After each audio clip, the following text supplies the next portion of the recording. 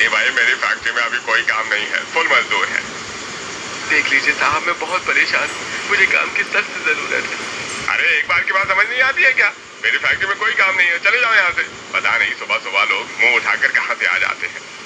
माधव बेइज्जत होकर वहां से निकल जाता है। वो अपने दोस्तों से भी काम पूछता है लेकिन कोई सहारा नहीं मिलता।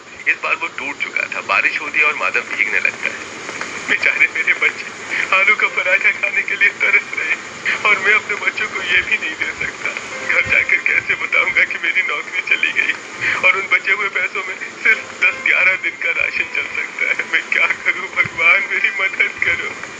दोस्तों, आपको क्या लगता है, क्या माधव को अपनी नौकरी के चले जाने के बारे में बता देना चाहिए था या नहीं? कमेंट करके हमें जरूर बताइए। माधव 12 बजे तक घर लौट आता है उसे भीगा देखकर। हे भगवान, आप तो पूरी तरह से भीग चुके हैं। और क्या बात है, आप मुझे बताएंगे? 2-4 दिन से परेशान लग रहे हैं। देख बेटा, तेरी खामोशी हमें खाए जा रही है। बता दे, अपने मन में कोई बात मत रख। वो माँ, मेरी नौकरी चली गई। मैंने आप में से किसी को बताया नहीं। सोचा काम की तलाश करूंगा तो काम मिल जाएगा, लेकिन मुझे काम भी नहीं मिल रहा है।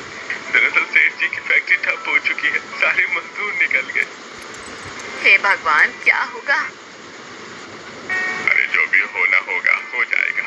माधव तू परेशान मत हो, कोई ना कोई रास्ता निकल आएगा। हाँ माधव जी, आप परेशान मत हो, मैं घर चला लूंगी जैसे तैसे। ये लो पैसे। ये पैसे भी थोड़े दिन में खत्म हो जाएंगे। फिर हम दोनों अपने बच्चों से क्या कहेंगे? घर में आलू का पराठा तक तो बनाकर नहीं दे पा रहे हैं उन्हें।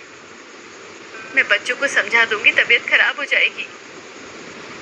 माधव कपड़े बदल लेता है और घर में जागृति और पानी वाली खिचड़ी बनाने लगती है और दुकान से कम राशन भी ले आती है और पैसे भी बचा लेती है। 2 दिन में फिर बारिश जमकर होती है। सामने वाली पड़ोसन शीला बारिश में अपने घर में पकौड़े आलू का पराठा बनाकर खा रही होती है। तब उसके बच्चे भी गाना चलाकर घूम घूम के खाते हैं और चीनू समर उन्हें खिड़की से घूरते हैं।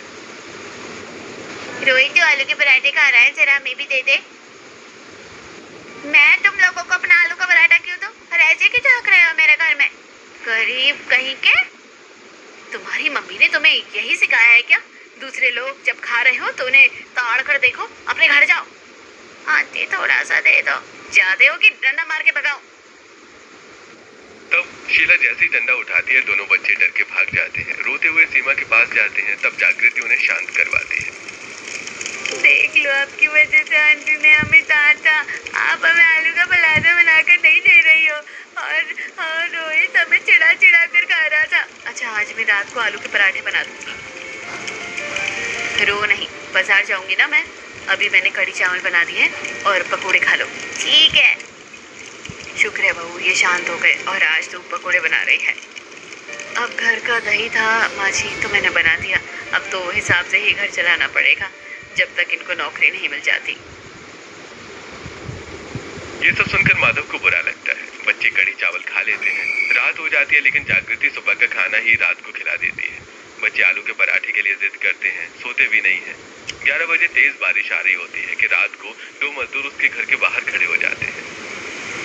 बन्ने भाई, बहुत ठंड लग रही है और भूख भी। अरे देख भाई, इससे ज्यादा आगे गए तो बुखार भी हो जाएगा और अंधेरा भी है। यहीं ठहर जाते हैं, बारिश कम होने तक फिर चलेंगे। ठीक है। अरे ठंड लग रही है भाई। वहीं बच्चे अंदर जिद कर रहे होते हैं। नहीं खाएंगे ये खाना, कब से आपसे बोल रहे हैं आलू पराठा खिला दो, लेकिन आप नहीं बना रही हैं, झूठ बोलते हो बस। हाँ, इसलिए हमें नहीं खाना। बच्चों, अभी यही वाला खाना खा लो, मैं तुम्हें भूखा पेट नहीं सुला सकती। बहू, बच्चे बहुत दिन से आलू का पराठा मांग रहे हैं। 2-4 आलू पड़े हैं तो बना दे। ठीक है, मैं बचे हुए आलू का बना देती हूँ। मैं इसलिए नहीं बना रही थी क्योंकि पूरे परिवार के लिए बनाना चाहती थी। हमारी फिक्र मत करो जागृति, पहले बच्चों को देखो। जागृति आलू को उबालकर बच्चों के लिए आलू का पराठा बना देती है। आलू के पराठे की खुशबू बाहर मजदूरों के पास भी जाती है और वो दरवाजा खटखटाते हैं। माफ कीजिएगा, रात के 11-12 बजे आपको परेशान कर रहे हैं। लेकिन क्या करें, आपके आलू के पराठे की खुशबू आ रही है। अगर हो सके तो इंसानियत के नाते आप खिला देंगे। बारिश में बहुत मन करता है आलू का पराठा खाने का। हाँ, अगर आपको इसके पैसे चाहिए तो ले लीजिए। हाँ मम्मी, बहुत अच्छा आलू का पराठा है और मिर्च डाल दो।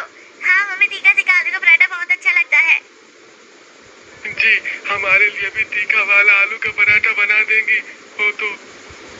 ठीक है, आप अंदर आ जाइए, मेरे पास सिर्फ एक ही है आलू का पराठा। दोनों के लिए मैंने तो थोड़े से आलू से बच्चों के लिए बनाया था।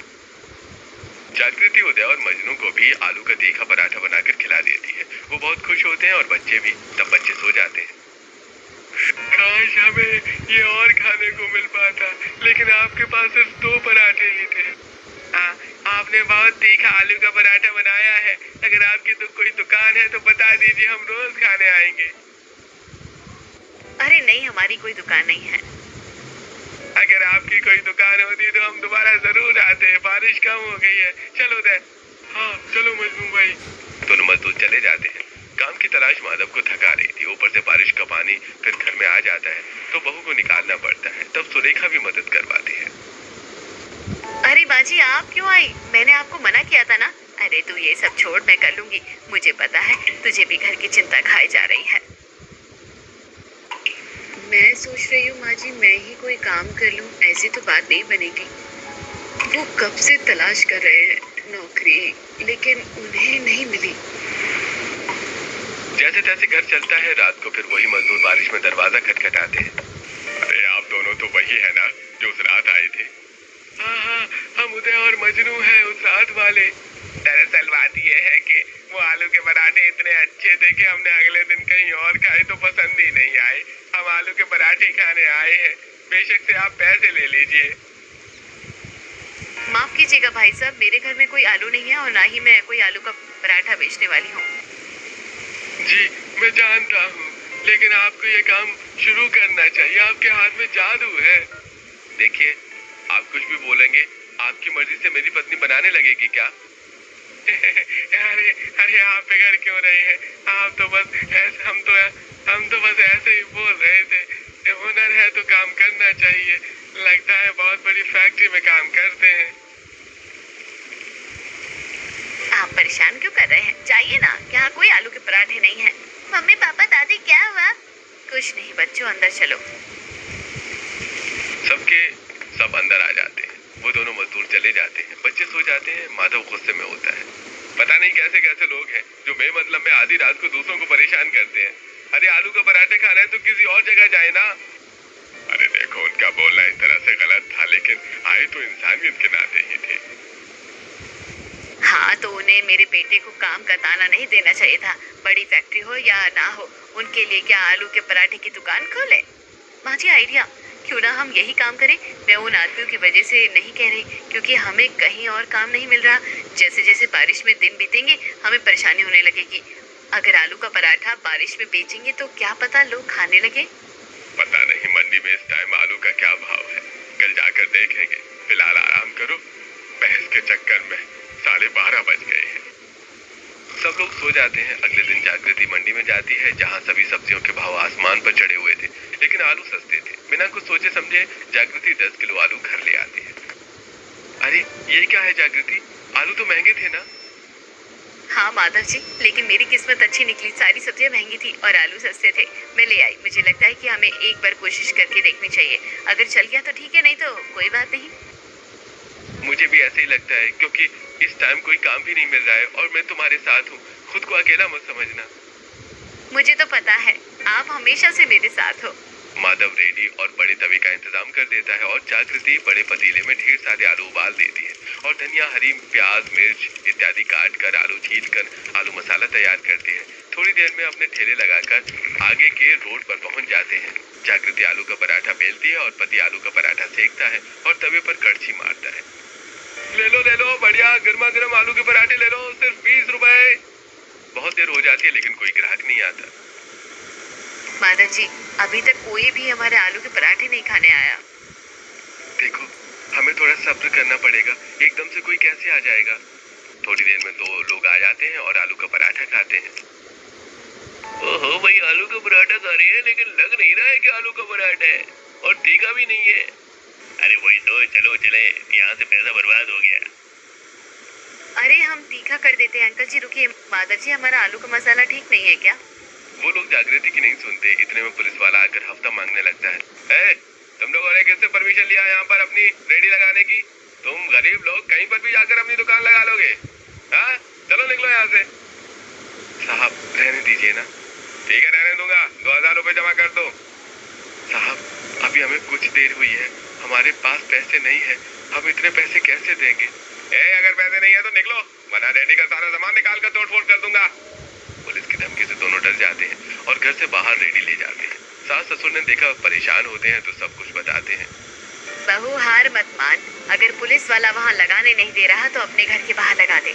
ये भी तो चलता फिरता रोड है, यहाँ से भी गाड़ी गुजरती है। लेकिन माँ जी वो वाली बात नहीं है, वो चौड़ा रोड था। एक बहू बहाने बनाएगी तो काम चलने से रहा, खुद पर भरोसा रख। सुरेखा आलू का मसाला चखती है। बहू इसमें तीखा कम है, सूखी लाल मिर्च, हरी लाल मिर्च, लहसुन के साथ कूट दे और हरा धनिया, सूखा धनिया डाल दे। देख कितना बढ़िया स्वाद आएगा। बारिश के मौसम में लोगों को गर्मा गर्म तीखे आलू के पराठे पसंद होते हैं। ठीक है माँ जी, अब मैं ऐसे ही करूँगी।